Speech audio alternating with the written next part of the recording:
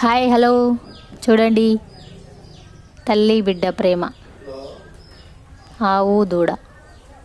ఆవు దూడ కథ మనకు ఊరికే చెప్పలేదండి, నిజంగానే.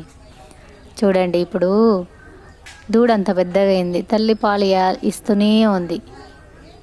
అది కొంచెం బాధ కలిగించినా కూడా తల్లికి బాధ అనిపిస్తలేదు. ఎందుకంటే తల్లి ప్రేమ అలాంటిది. బిడ్డ ఎంత పెద్ద అయినా, ఎంత పెద్ద వయసు వచ్చినా తల్లికి పసిబిడ్డనే.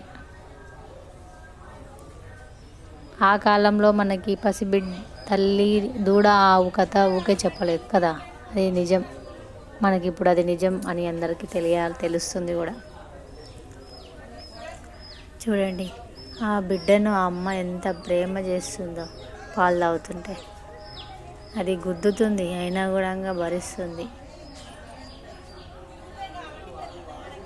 అదేనండి, నాకు చాలా ఆనందం అనిపించింది.